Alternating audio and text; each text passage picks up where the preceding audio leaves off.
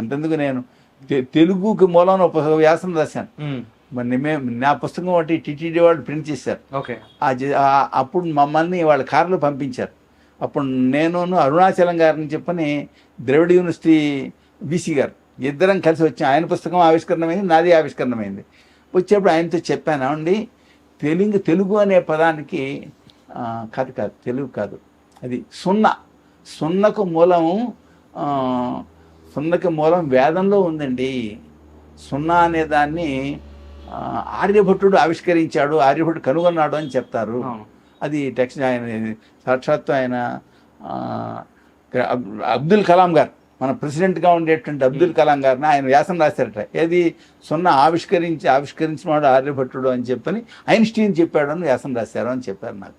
కానీ సున్నకు మూలం అంతకు ముందు నుంచి ఉందండి.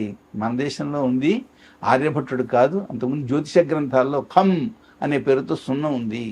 అంతకంటే ముందర వేదంలో 1 దగ్గర నుంచి పరార్థం వరకు, పరార్థం అంటే బ్రహ్మదేవుడు ఆయుర్దాయంలో సగం అంతవరకు ఉండేటువంటి సంఖ్యలు వేదంలో ఉన్నాయి. అన్ని సంఖ్యలు ఉండాలంటే సున్నా లేకుండా ఎలా ఉంటుంది?